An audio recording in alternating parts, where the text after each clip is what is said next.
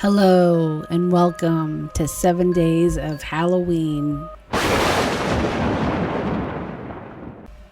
Hey everyone, it's Monica and welcome back to Taylor-Made Cards for You. Well, today is my last day of my 7 days of Halloween, and as promised, I am using one of the new Tim Holtz Halloween stamps, and this one is called Obscure. Now, I only purchased a couple of stamps this year. There were some wonderful ones out there, but I'm really becoming a little bit more particular with the stamp sets that I purchased because honestly, I don't like them to just sit on my shelf unused. The second step that I got was the oversized lines. I can't remember specifically what it was called, but I will link it in the video, and it's the background of that card that I just showed you.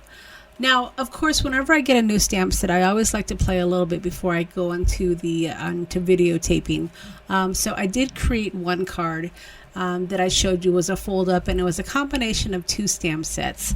I actually used the Rest in Peace stamp set along with Obscure, and then I used the background with those, I guess they're called like webs or whatever they are. And it was kind of a fold up card, right? So you saw this big skeleton, and then when you opened it up you saw the small face, but when I opened it up I realized that the inside would make a really great tag.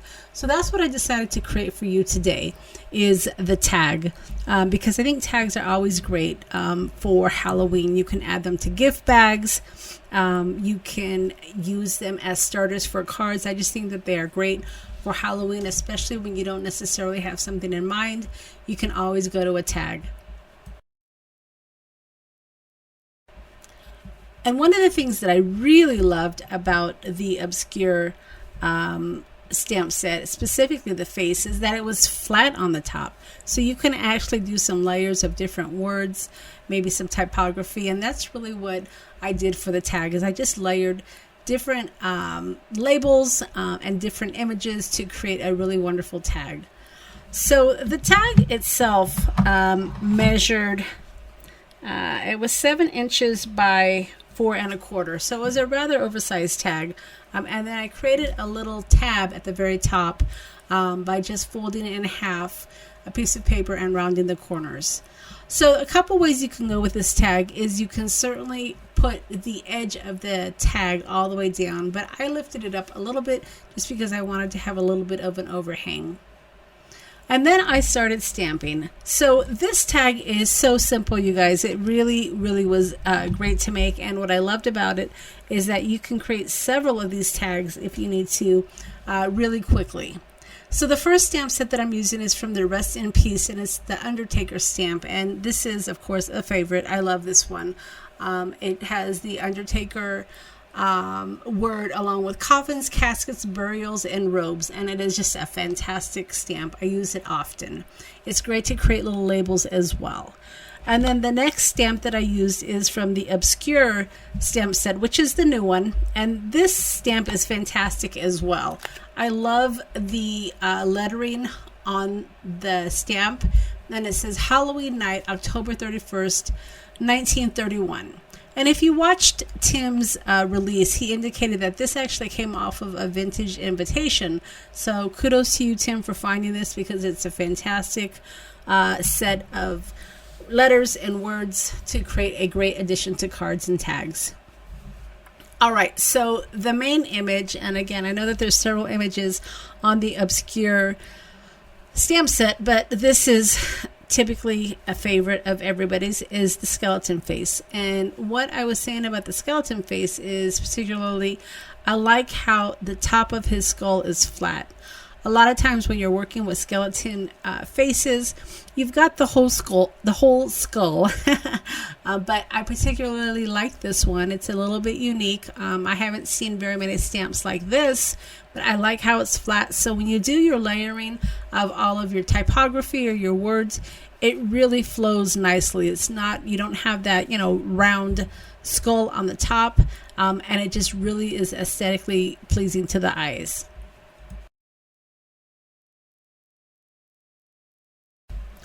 Now, as I continued on, the next stamp that I used was the Condemned stamp from Rest in Peace. And if you have many of Tim's stamp sets, you know that this Condemned stamp shows up several times. There is one stamp that just says Condemned, and I want to say it is part of the etc. tag, I believe.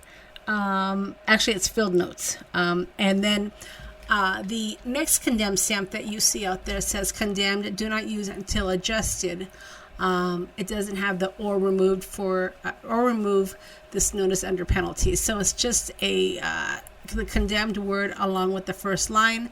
And then of course this one has the full sentence underneath. So this is the bigger one. That's why I decided to use this one, because it filled in more of the tag. And as you can see now, I've switched from black ink to red ink, just because black and red are always a great combination for Halloween. And I had to stamp it a couple of times. The condemned word is very detailed. It is all ink, so you're going to have to stamp it a few times to make sure that you get all of the ink stamped nicely. Now, of course, if you like the splotchiness of the condemned word, that will work as well, but I wanted to get the letters filled in as much as possible. All right, so once I finished with the condemned stamp, I still had a little bit of space at the very bottom of the tag. And of course, I didn't want to leave blank space. So I did have in mind what I wanted to use. I had to go hunt through my stamps after I had stopped the video, because I knew specifically what I wanted to use. And the stamp that I wanted to use was the one that says orders attended to day or night. It's a really nice thin stamp, and it's great for edging. And I switched to black ink for this one, but this again is a wonderful stamp, and it's coming from the Field Notes stamp set, which of course has many stamps and is one of my favorites. All right, so once I finished the stamping of the tag, and as you can see, it looks fabulous. It took no time at all to put together. I went ahead and started on the tab.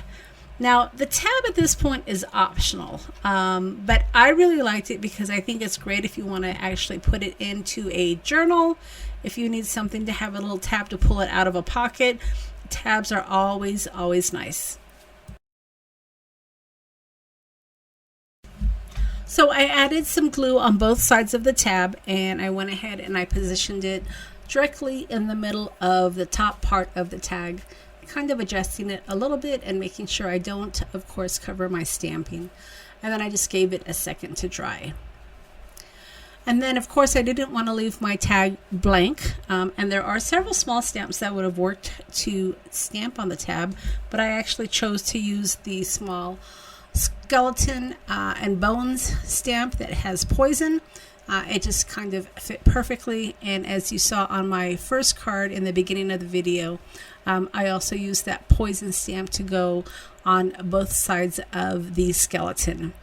But for this one, I wanted to go ahead and not make it too busy, so I just kind of stuck with the skeleton face along with the words.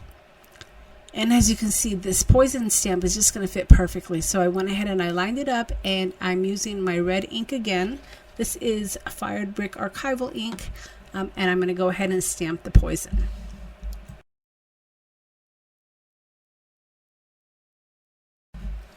Now, if you are going to make several of these tags, I would certainly recommend doing all of the stamping first, and then adding the tabs at the very end, and then of course rounding your corners, which is what I'm going to do in just a moment here.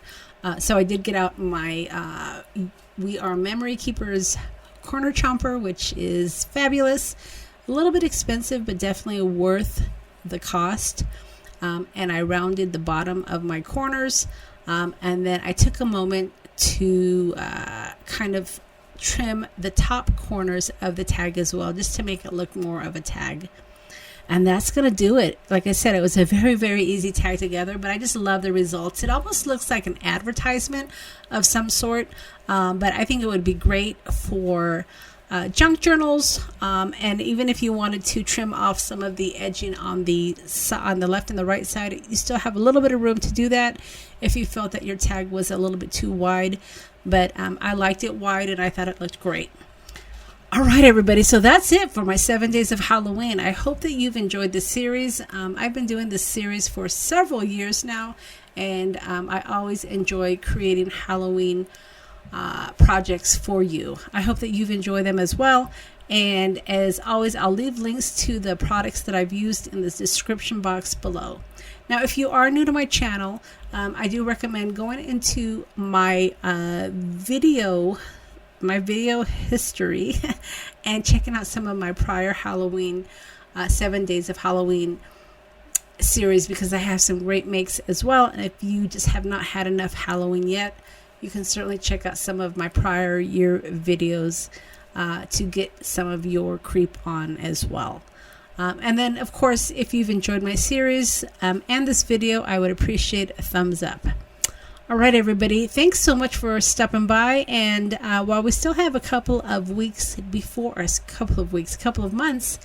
before Halloween, I still will be making some Halloween cards for you. So be sure to just watch the channel for that little notification that I have uploaded a new video. And I will do that for you over the next couple of months. All right, everybody. Thanks so much for stopping by, and we'll see you again next time.